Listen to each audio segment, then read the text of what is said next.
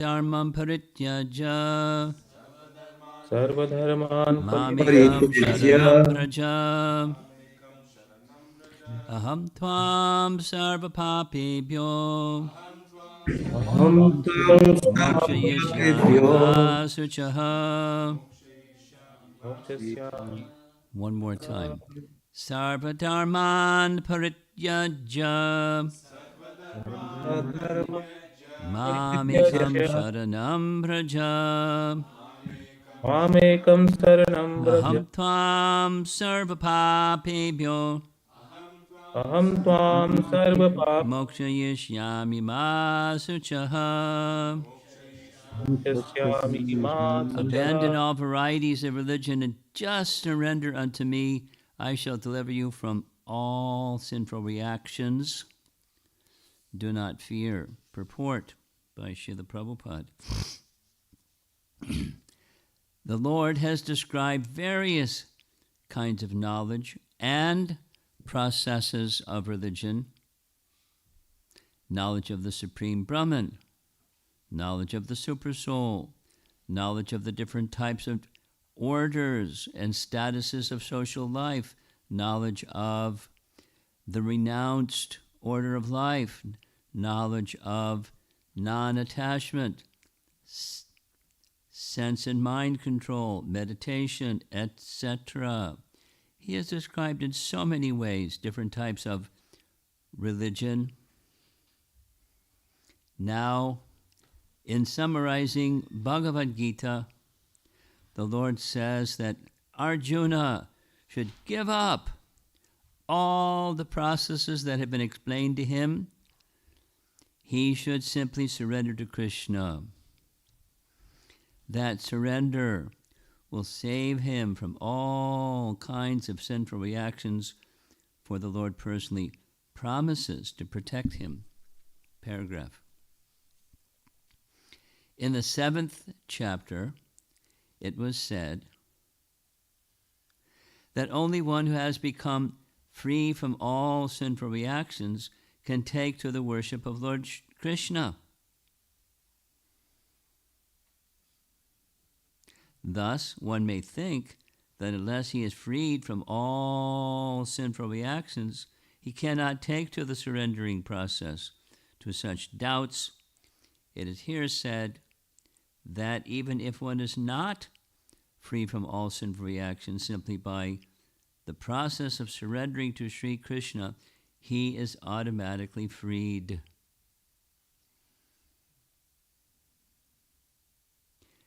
There is no need of strenuous effort to free oneself from sinful reactions. One should unhesitatingly accept Krishna as the supreme savior of all living entities with faith and love. One should surrender unto him. Paragraph. Bhakti Vilas. Anukulyasya sankalpa pratikulyasya varjanam rakshishyatiti vishvaso goptritve varanam tata atmakshikshepa karpanye shadvidha sharanagatihi. According to the devotional process, one should simply accept such religious principles that will lead ultimately to the devotional service of the Lord. One may perform a particular occupational duty according to his position in the social order, but if by executing his duty one does not come to the point of Krishna consciousness, all his activities are in vain. Anything that does not lead to the perfectional stage of Krishna consciousness should be avoided. One should be confident that in all circumstances, Krishna will protect him from all difficulties. There is no need of thinking how one should keep the body and soul together. Krishna will see to that. One should always think himself helpless and should consider Krishna the only basis for his progress in life. As soon as one seriously engages himself in devotional service to the Lord in full Krishna consciousness, at once he becomes freed from all contamination of material nature. There are different processes of religion and purificatory processes by cultivation of knowledge, meditation, in mystic yoga, etc. But one who surrenders unto Krishna does not have to execute so many methods. That simple surrender unto Krishna will save him from unnecessarily wasting time. One can thus make all progress at once and be freed from all sinful reactions. Final paragraph. One should be attracted by the beautiful vision of Krishna. His name is Krishna because he is all attractive. One who becomes attracted by the beautiful, all-powerful, omnipotent vision of Krishna is fortunate. There are different kinds of transcendentalists. Some of them are attached to the impersonal Brahman vision. Some of them are attracted by the supersoul feature, etc. But one who is attracted to the personal feature of the Supreme Personality of Godhead, and above all, one who is attracted to the Supreme Personality of Godhead as Krishna himself, is the most perfect transcendentalist. In other words, devotional service to Krishna in full Krishna consciousness is the most confidential part of knowledge. And this is the essence of the whole Bhagavad Gita. One more time. Karma yogis, empiric philosophers, mystics, and devotees are all called transcendentalists, but one who is a pure devotee is the best of all. The particular words used here are ma shuchaha, don't fear, don't hesitate, don't worry, are very significant. One may be perplexed as to how one can give up all kinds of religious forms and simply surrender unto Krishna. But such worry is useless. End of purport.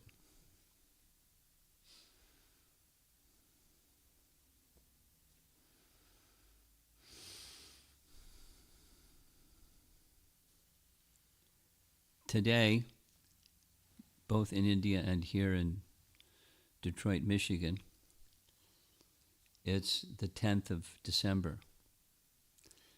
And the Dashami is today, and tomorrow is Ekadashi. And the world, in ISKCON and outside of ISKCON, will be honoring on that Ekadashi day the advent of Bhagavad Gita.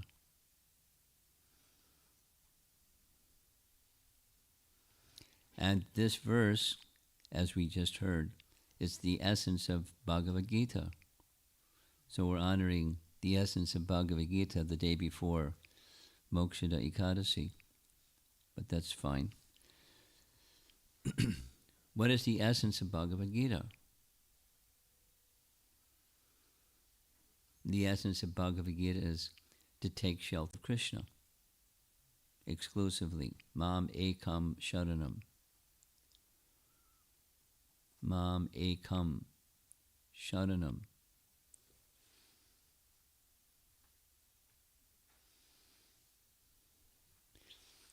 Some of you who are attending in India probably know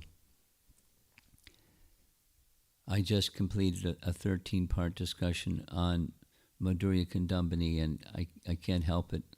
I'm seeing everything through the lens of Madhurya Kandambini these days, at least for a while, because it's so comprehensive. And how does bhakti begin gives us a very clear, not just clue, but understanding how bhakti can grow and grow and grow and grow and become perfect. This, from the seed, the mature stage can grow. So sadhana, bhakti, can lead to bhava bhakti, prema bhakti. And that's the ideal. So this is the essence of Bhagavad Gita, is not anything different than sadhana leads to sadhya, or the stage of perfection. It can, and then there's provided, or some conditions. And I want to discuss a little bit about some of those conditions, or some of the understandings about this verse, how to understand the verse, how to receive the full force of what this verse is saying. Because in the beginning stage, in the beginning stages of sadhana, the goal is the same as the person who is very advanced. In the further stages of sadhana, the beginning stages of sadhana, the goal doesn't change. And moreover, the goal and the means to reach the goal aren't different. One of the messages 3 times stated in the purport is there are different processes. This, that, and the other. And it's a very explicit teaching in Madhurya Kandambini that for those other processes, this, that, and the other, the means and the goal are different. The sadhana and the sadhya are different. And in the bhakti process, the means, the sadhana, and the goal, the sadhya, they're non-different. Seamless. Maturing, but no change in the activity. So in the prema stage, one is engaged in the activities that resemble that of what a sadhaka does, but the essence is not the activity per se, it's the submission.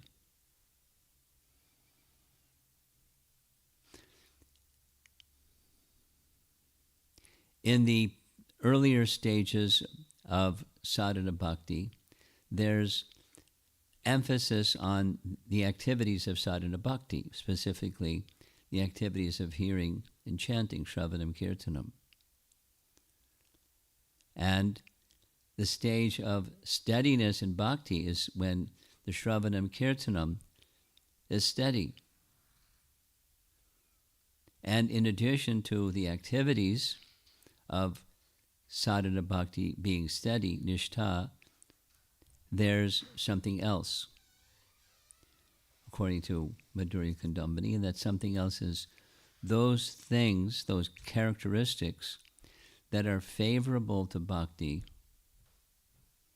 There are characteristics that are favorable to bhakti, or they enhance. It's not the essence of bhakti, but it enhances bhakti. And when those favorable characteristics are present, along with the practice is steady, the characteristics are steadily manifest, and the activities are steadily manifest, that's the nishtha stage, and it's still in the sadhana stage. Listen carefully. The next stage, following nishtha, is ruchi, where it's not just steadiness in the activities, but focus goes to the object. In ruchi, there's taste for the activities, steadiness in the activities, taste for the activities, and then comes attachment, because that word is used several times in the purport here, attachment to the object of sadhana.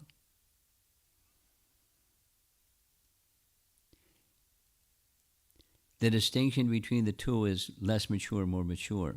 Same point. sadhana leads to sadhya. It may, if one follows properly. So this verse is the following properly, where the essence is the essence, and the activity isn't the essence. The activity is not a 0, but it's not a 10. What's the essence? Surrender to Krishna. Mamekam sharanam.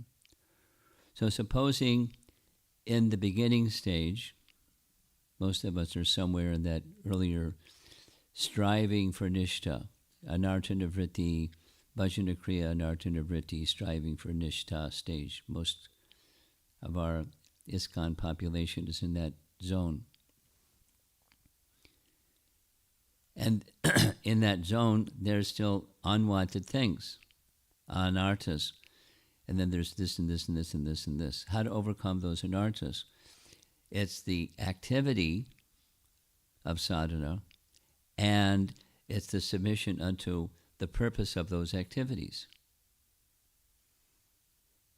Say it differently. Supposing there's the activity, but your mind is out to lunch.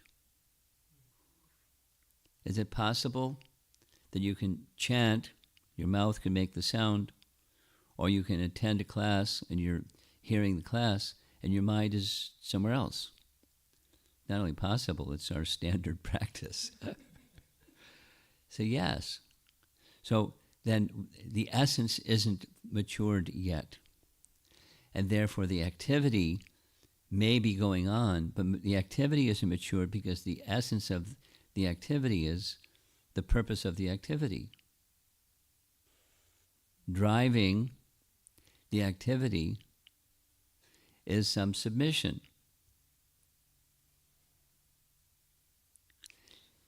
In the 4th chapter of Bhagavad Gita, Krishna speaks about all living entities are following. Ye yatam mam prapadyante tang sadaiva prajamyaham. All living entities are following my path in all respects. He is the leader. Supposing someone doesn't accept Krishna as a leader, they're going to follow someone other than Krishna as their leader, because it's the constitutional position of the living entity. We have to have a leader. Just like we have service is constitutional, having a leader is constitutional. You may say no to Krishna, but then you have to say yes to something else. And that something else becomes your leader, or someone else becomes your leader. Dogs, they follow a pack. And there's the dog that barks the loudest leads the pack. Or the geese that fly in the sky. There's so many geese, but there's one that's out front. And there's the leader. And you name it. Living entities work that way because it's on the platform of the soul, ultimately there's a supreme leader. And Krishna is saying in Bhagavad Gita, all living entities are following my path, and then it can be directly, that's the bhakti, or indirectly, not with devotion, but in principle, that person that's the leader, where do they get the ability to be the leader from? Where did anybody get anything from? From the source of everything. So now we're moving into the realm of bhakti again, because that's Bhagavad Gita. And most of us are in that zone we're not there yet. Bhajana kriya, anartana vritti, striving for nishtha. And we're not there yet. Or closer, some, not so close, others, somewhere between others, but somewhere in that zone. So what's this Bhagavad Gita verse? Krishna isn't saying trash ethical conduct.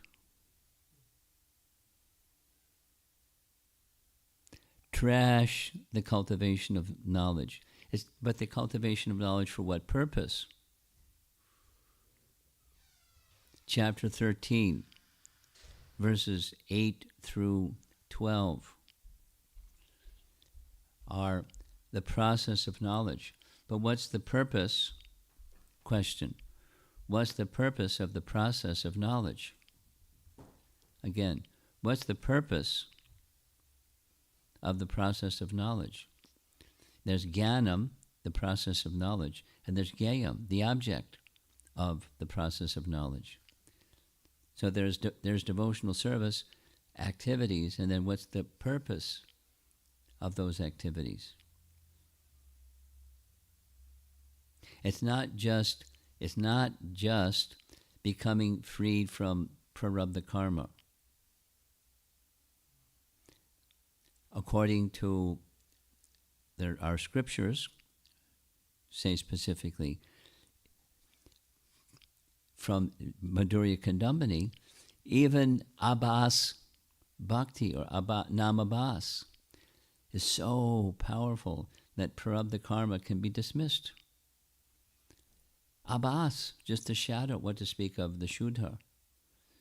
So this verse, 1866, is describing the essence, which is Shuddha, and supposing you're not there yet, like most of us aren't there yet.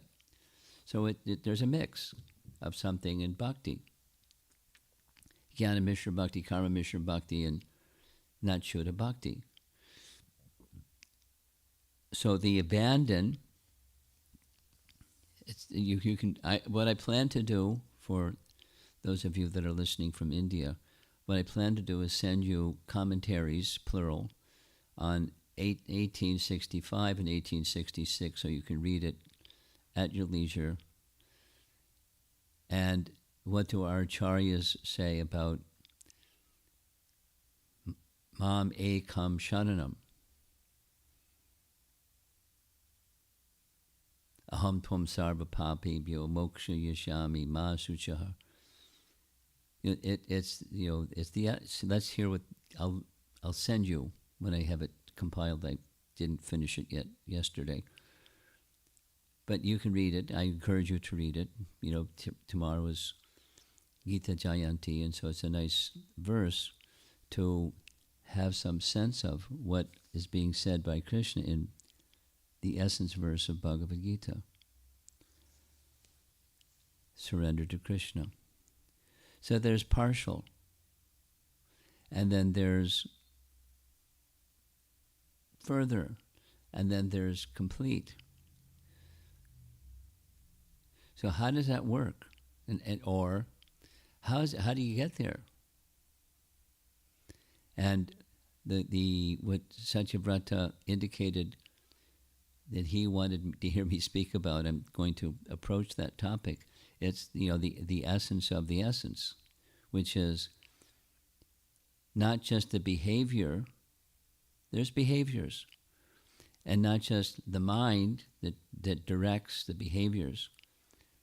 And then the intelligence, if things are in proper order, intelligence directs the mind, which directs the senses, which is behaviors.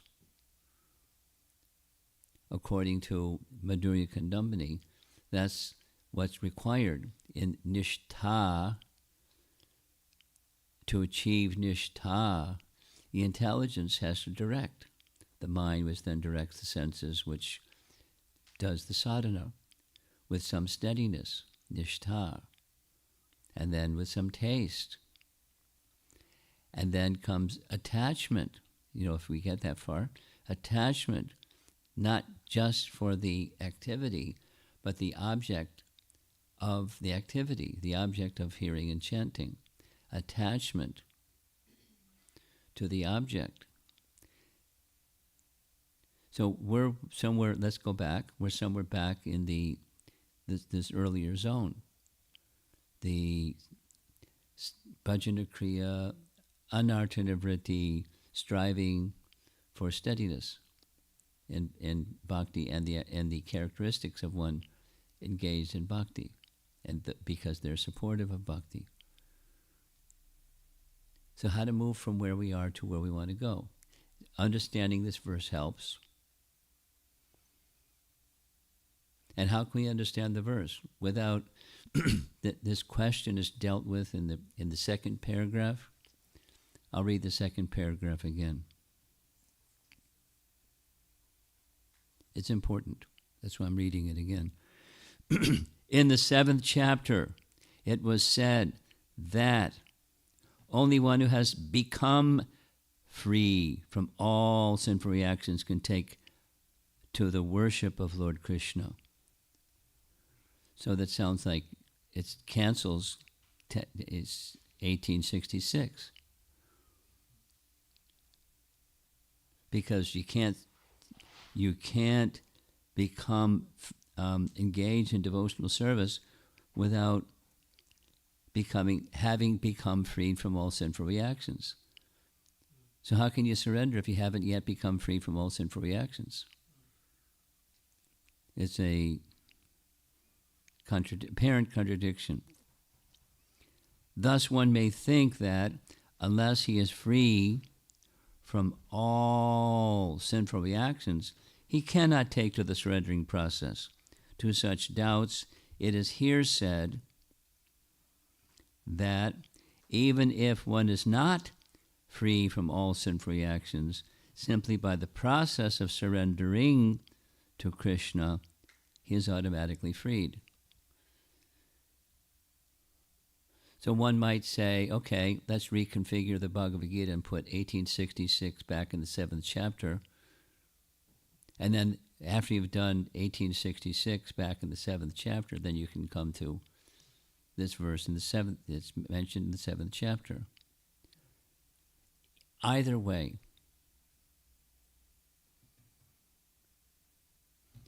there's a process, the sadhana to reach the sadhya, the activities to reach the goal.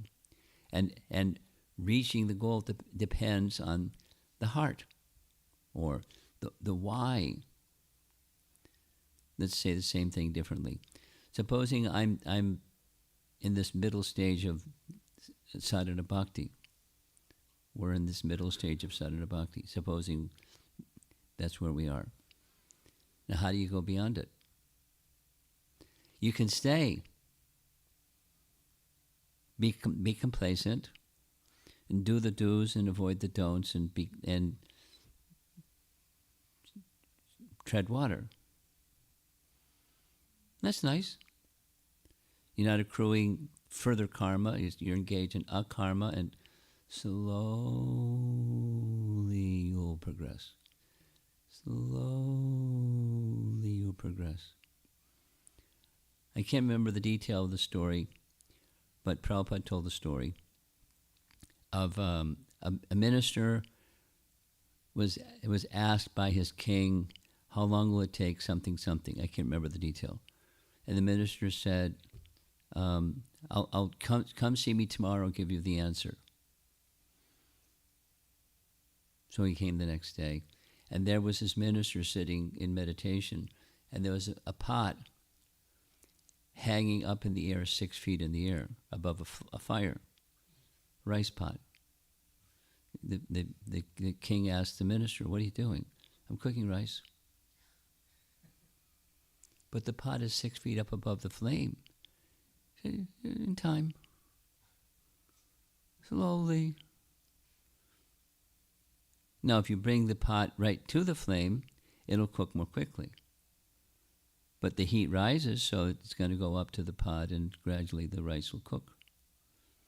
So I can't remember the detail of that example, but how long things take depends upon exactly what's described in Madhurya Kandamati. Not only the effort, but he uses this adjective, intensity of effort. And according to proportionate to the intensity or laxity of effort, for what? Who is going to be able to remain intense or focused if there isn't a why?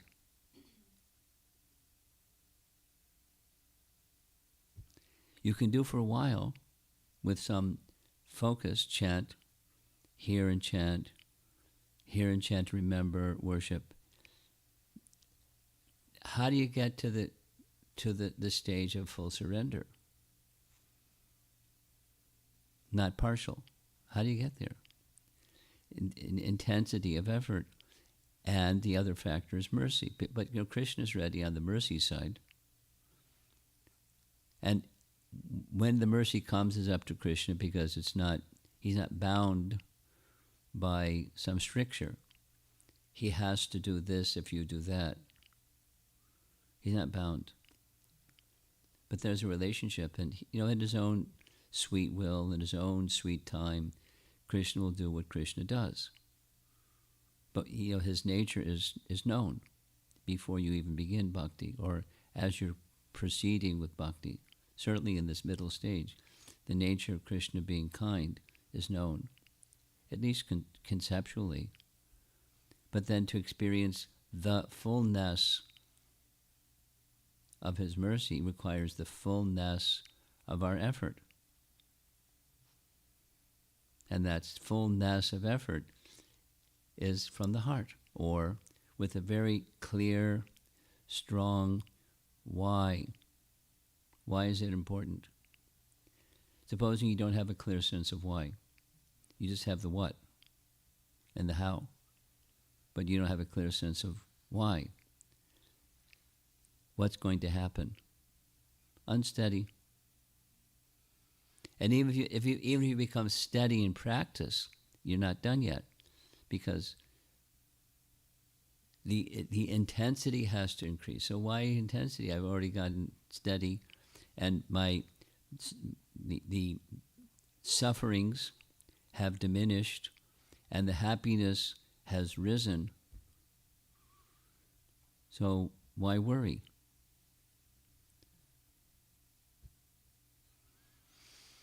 Rest on one's laurels. So we need to know what the goal is and the means to reach the goal. The sadhya and the sadhana. And the sadhya is absolute connection with Krishna, and the sadhana is this verse. But this verse is also describing the sadhya. What, the goal. Fully Krishna conscious. Nothing else but. Mam ekam sharanam. So there's a process and there's a goal. And you can only get there if you're very clear, not partially or notionally, but very clear from the heart platform what the process is, what the goal is. And otherwise, the pot is 6 feet in the air, maybe 4 feet in the air, or 2 feet in the air, but it's still going to take a while to cook the rice.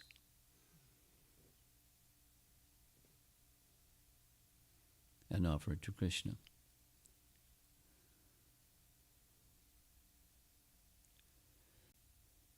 So that's it. The essence of the Bhagavad Gita is 1866, and the essence of the essence is this principle of Mam Ekam Sharanam.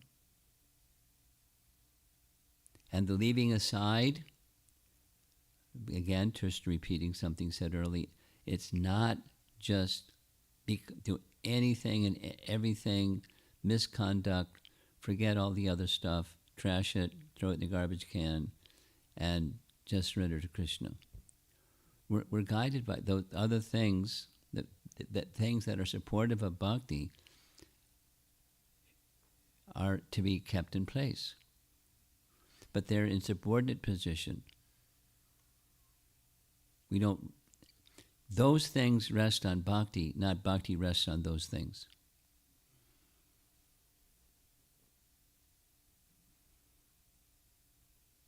And when that which those things rest upon, namely bhakti, is present, those things are fulfilled. You will fulfill those things. But those things then take on their superlative position rather than the secondary and tertiary position.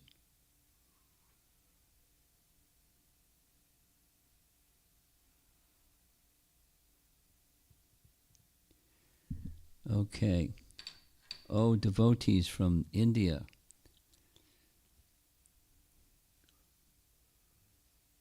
I'm ready to have you raise your hand or whatever your procedure is. Satyavrata, you can call on people. They can send some message to a chat box or however you like to do. So Satyavrata, you can be the MC. Hare Krishna Guru Maharaj, please accept my most humble obeisances at your lotus feet. We're extremely grateful to you for this wonderful class. My question is, that all of us practice some years of Krishna consciousness, and everybody is inspired to come to the point of surrender. Now, while executing our services, sometimes we think that we are surrendered, but it looks like we are not fully surrendered. Or sometimes somebody think not surrender, but its activities looks like surrender. So some of the points, if you can give us how to evaluate ourselves, that we are fully surrendered.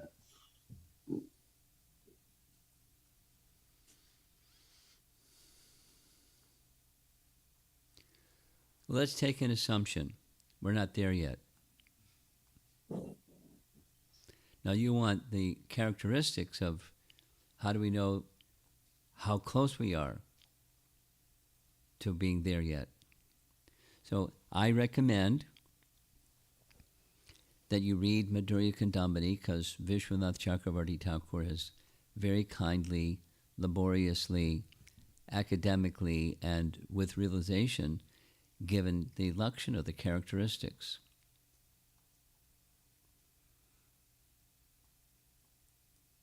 And the fully surrendered person is with characteristics.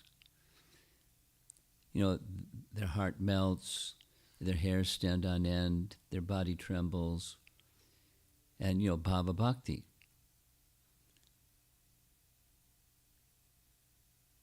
So supposing, well, I'm not in the bhava bhakti stage, so skip that one. What's before that and what's before that? The characteristics are there, but the fully surrendered person has gone beyond sadhana.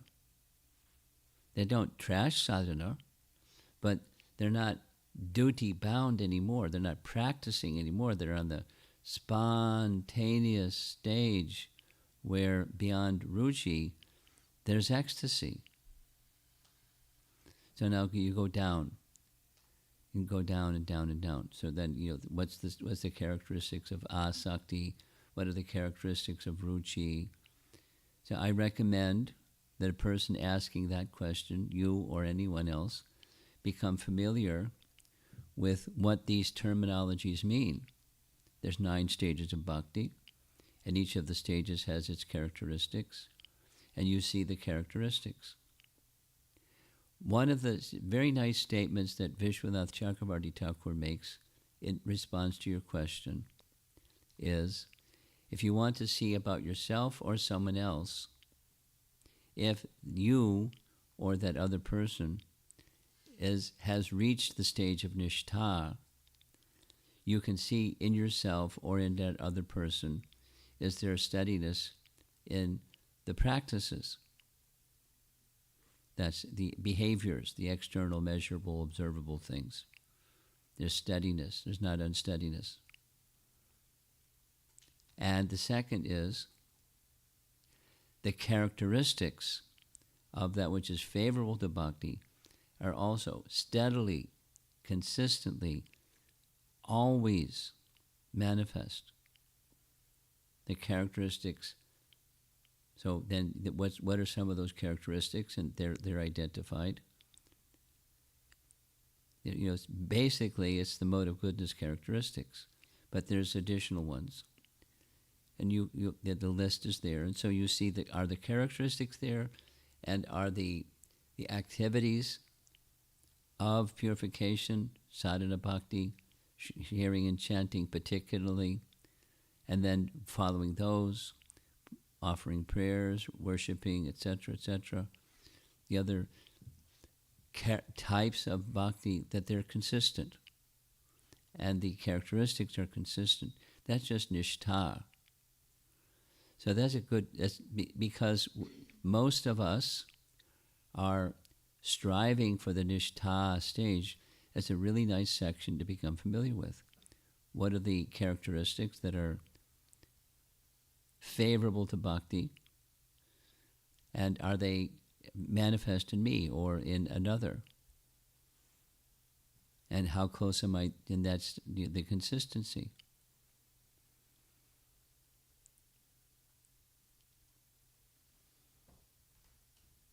Thank you very much, Guru Maharaj.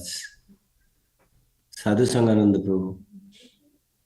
Hare Krishna, Guru Maharaj. Please accept my humble obeisances at your divine lotus feet.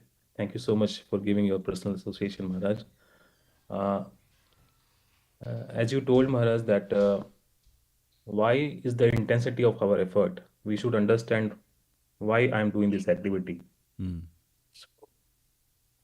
I just want to understand how does a disciple uh, thinks about spiritual master? Like spiritual master is more accessible compared to Krishna. He's Krishna himself, but he's more accessible. So while putting an effort in any activity, how does he think about his spiritual master? That will it pleases my spiritual master, or if he's It's not very able to simple. put. Very simple. Representative of.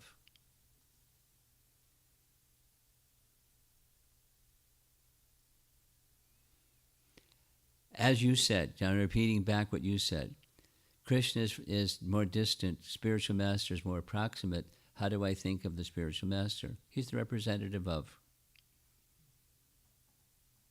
And because he's the representative of, however I would have regard for Krishna, I have regard for the representative of. You know, a worldly example, an ambassador from one country to another country.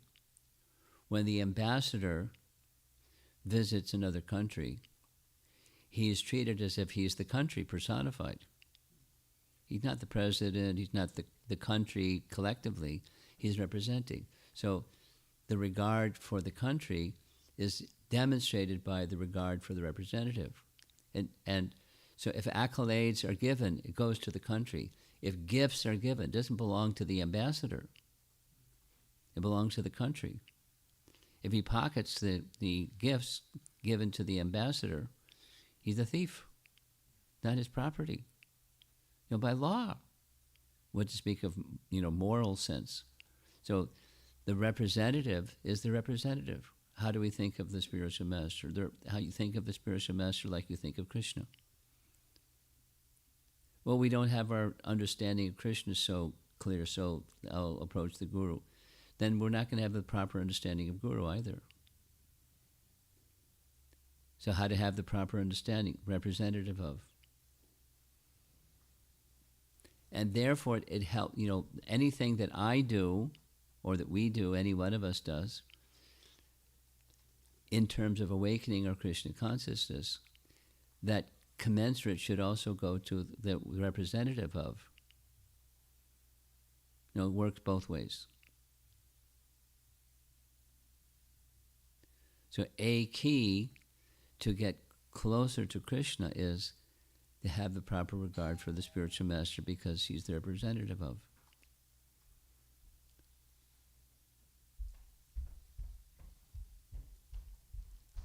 Next. Thank you so much. Sri Durbapriya Prabhu.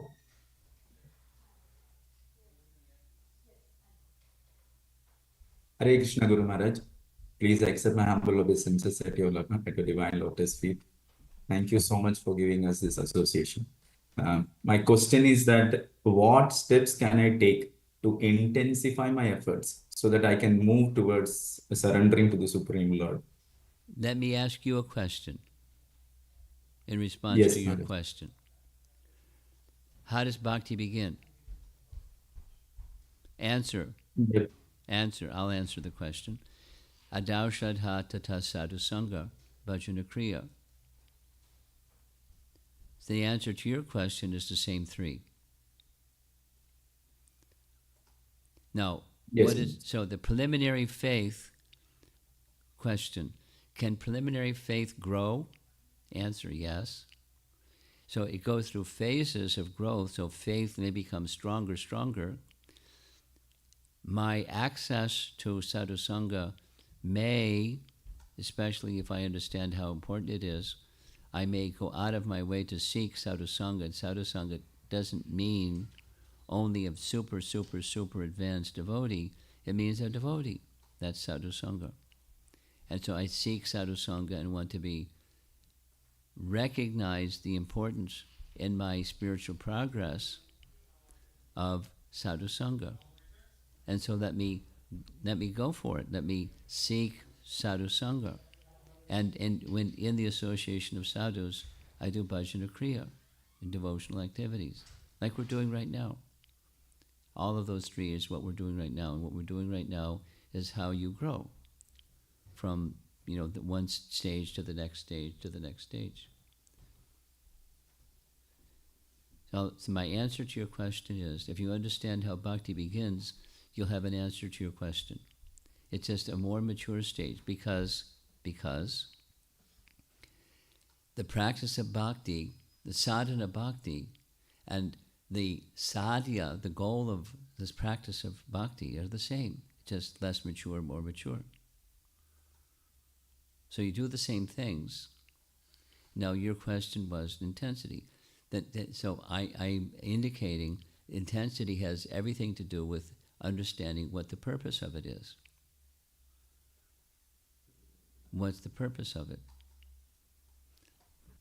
So the preliminary faith that you may be whatever it may be, but as it matures, then the you and I and every sadhaka, those of us engaged in sadhana bhakti, have to go back and revisit the why question. Like, what's the purpose of all this anyways? And you hit the refresh button and you refresh, and like you with your intelligence and your heart, you examine what's the purpose of all this.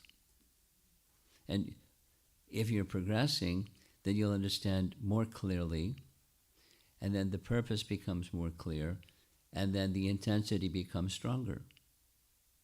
The potential for the intensity to become stronger is the door is open.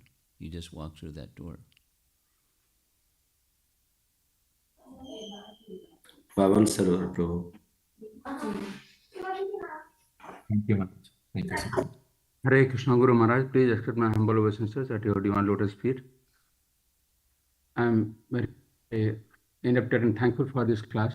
And I feel especially that this class is only for me, because hearing a few days back, I heard Madhuri Kadamani class, where there is a mindfulness you explained. That mindfulness means there is no difference in your activity and your mind. Mind is totally fixed to the activity. Like I'm chanting, so mind is focused on sound of Krishna. And when I'm doing arati, mind is there. I try to fix it, and I'm always failing about it. So I'm thinking that it's only mercy can help me out, and I'm alone myself insufficient in my endeavors. So kindly help me, Guru Maharaj, that how can I come to the stage where mindfulness is there in my activities when I'm performing Savanam and Kirtanam? Well, there's options. One is you can be complacent. Another is you can suffer. Another is you can get a bang on the head. Another is you evolve in the bhakti process and take closer, invest more attention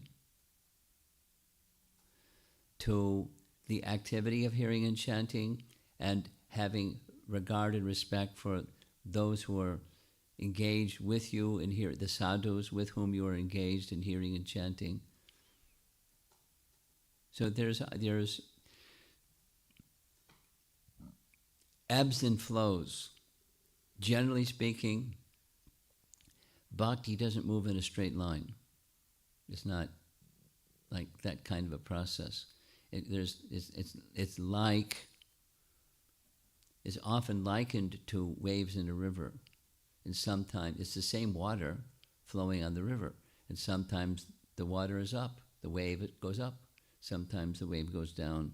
Sometimes all around, and So you recognize there's fluctuations, and while there's fluctuations, you try through good association and hearing and chanting, etc., etc., you try to become well acquainted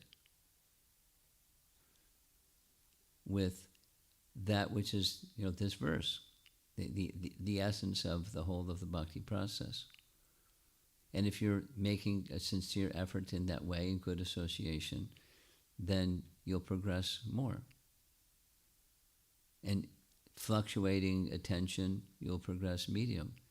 And inattention, you'll have a problem.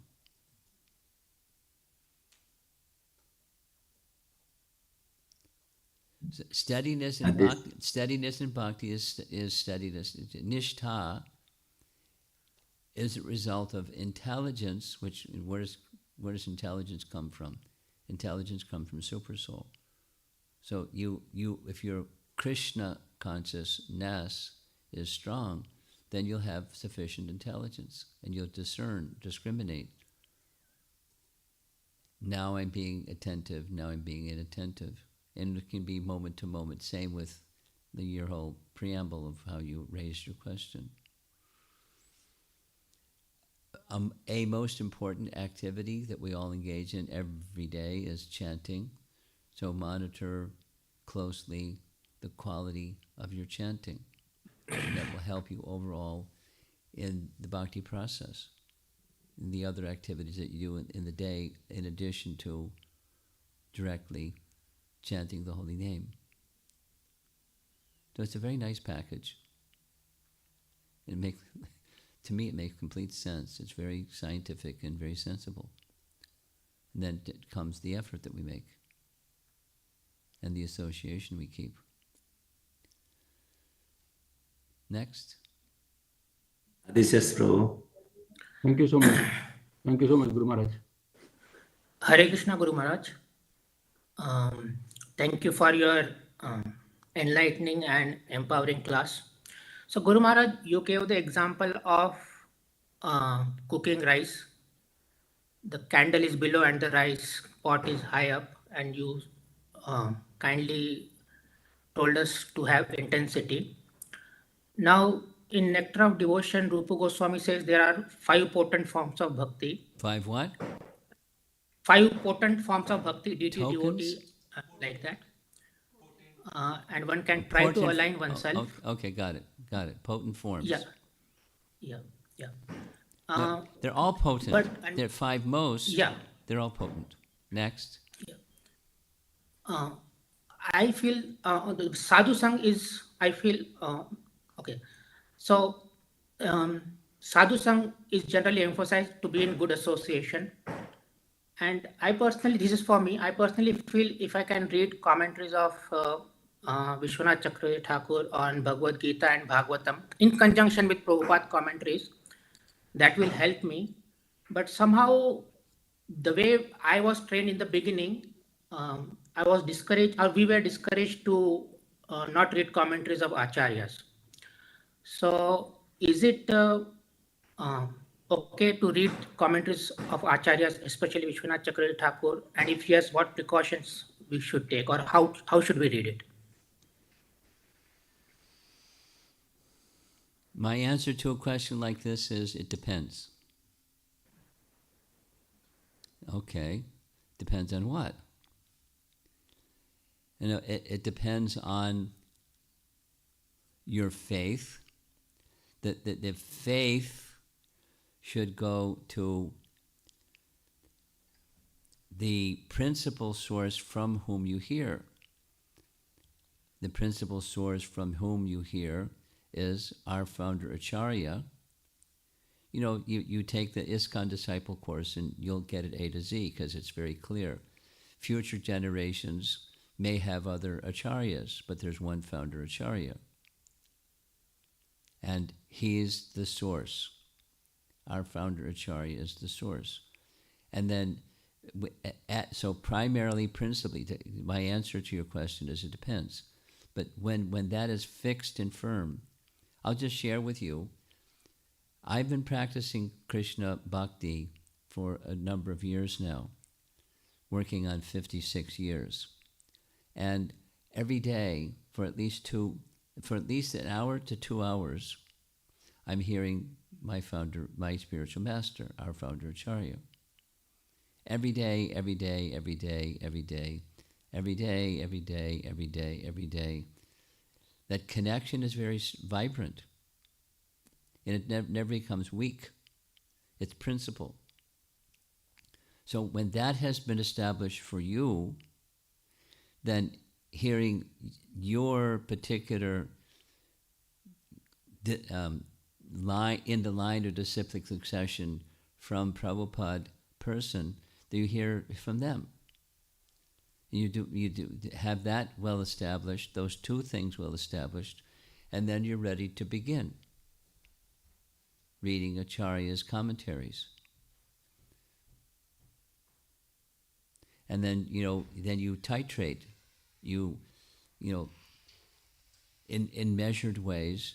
You maintain the primary, and this becomes supplemental. You could say secondary. And then my experience from doing what I just said is the appreciation for our founder Acharya grows, not becomes diminished. Because what he says is what our previous acharyas say. But I wouldn't know that if I didn't read very carefully what Prabhupada said, or I read the other acharyas. Because whatever fill in the blank, whatever people might say about the other acharyas or Prabhupada and so forth. Prabhupada is unique. In addition to giving the essence of what our previous acharyas gave us and left behind them, Srila Prabhupada was particularly empowered, uniquely empowered in the history of the world. What he accomplished was never accomplished by anyone. He was empowered. Yes, this, yes, that, but he was empowered, unquestionably, uniquely empowered. So stay there. And then now back to your question. How frequently? Depends. If that's in the principal status, then you take some time on a titrated regular basis, but you make sure that the staple, rice, dal, and chapatis, the sabji. And then you can take some of this and some of that, and that's fine.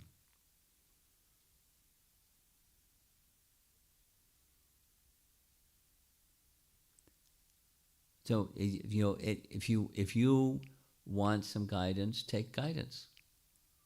You're asking in a general way, and if there's something specific. I have been asked sometimes, is it okay to read this and that? I would say no. But if you want to read that, first establish yourself in Bhakti Shastri and Bhakti Vaibhav, and then 5% of the time you can read that book that you're asking about. To become qualified. It doesn't mean don't, just become qualified. And then what does that mean? Because that can mean many things to many people. I've given an outline you discuss with the person who guides you in your Krishna consciousness. Next. Thank you, Guru Maharaj.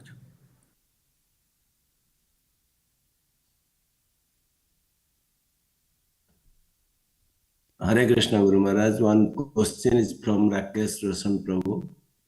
His question is, what is the cause of thick and thin sadhana practice, and what is its remedy? Thick and thin just means anishtata. There's a stage in anishtata bhakti, Ghana Tarala, thick and thin. It's a nice Sanskrit term, thick and thin. And it's a stage where sometimes they're more immersed and absorbed and attentive and enthusiastic, and sometimes distracted and distant, and so it's just a stage of unsteady bhakti. So I'm not sure what the question is. You want to know what is it? That's what it is. If you want to know why, it's just I'm not there yet. and what to do, why and what to do. Practice, abhyasa. To your capacity and according to your position, you practice. Practice what? Sadhu Sangha, Bhajana Kriya, Anartha Nivritti.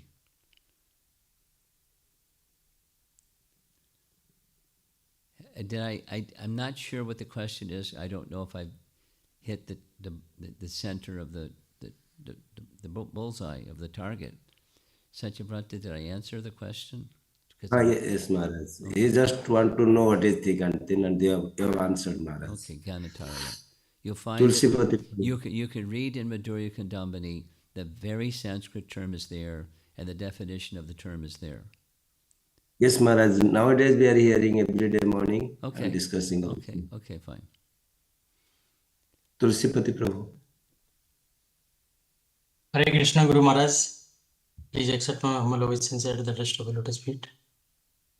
Guru Maharaj, we are hearing Madhur Kadamni and we heard Ado Shraddha and the two kinds of faith, Swabhaviki and being preached or convinced by the some devotee by faith.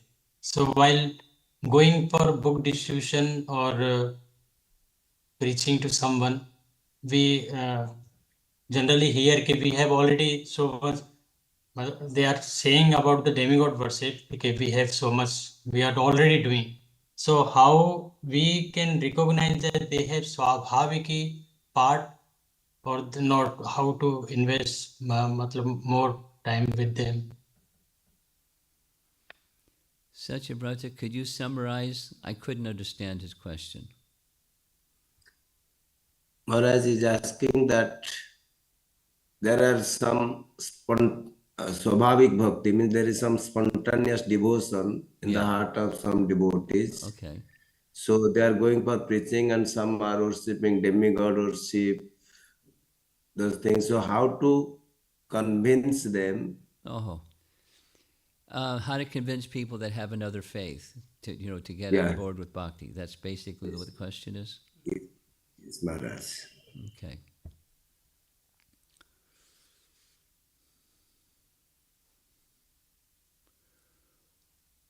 My experience with those kinds of conversations is, generally speaking, the persons that have that conception that you just described, they're stuck.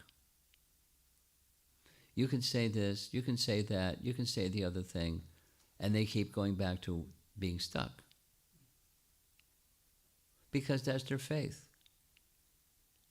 Their faith is, demigod worship. And why?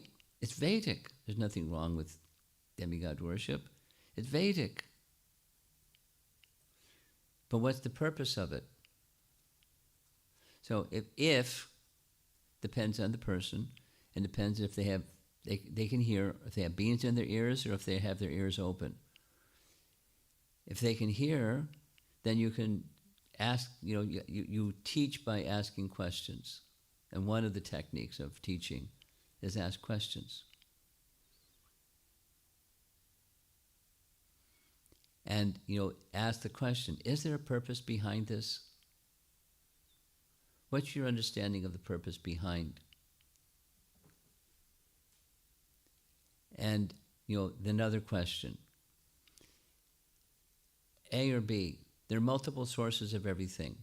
B, there's one source of everything. Which is it? And what does Krishna say about multiple sources of everything or one source? What does Krishna say? You accept Bhagavad Gita, right? Yes. So what does Krishna say in Bhagavad Gita? Aham sarvasya prabhavo matak sarvam. He's the source of everything. Everything comes from him. That means demigods. So if demigods are giving this, that, and the other thing, where does their ability to give this, that, and the other thing come from? The source of everything.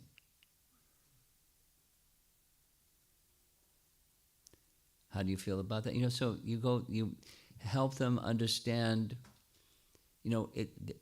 even going through that kind of an exercise, my experience is they're stuck. They can give answers to the quiz questions and still remain stuck. But that's, that's their faith, and it's kind of a mindless faith. So depending upon the person, again, this is the it depends kind of thing. Well, you accept Bhagavad Gita, right? Everyone accepts Bhagavad Gita. Take the Bhagavad Gita, read through, see what Krishna says. Read this section, that section, the other section, and see what Krishna says about what you said. And if you have questions, here's my contact information. We can have some discussion.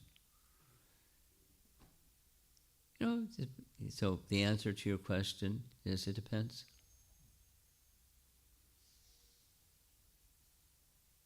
What's going to work, if anything? And in many cases, doesn't go anywhere because they're stuck. And they don't want to be unstuck. So give them some prasadam. Smile, give them some prasadam, and pat them on the back. But give them a seed. At least they can, through sound, they can remember that sound.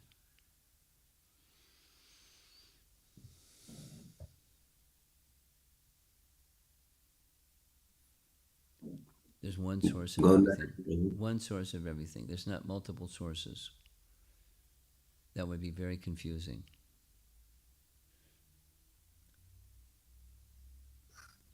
And it's not reality. There is one source of everything. What's that one source of everything? So supposing they're impersonalists, they think Brahman is the source of everything. Then you can, so it depends on, if they're demigod worshippers, that it's, show them 239 Bhagavad Gita. Check it out. Bahusha kayanantasya bhutayo vyavasainam. What does that mean? Is there such a thing as being very singularly focused? And is there such a thing as being splayed out? And many, many, many things.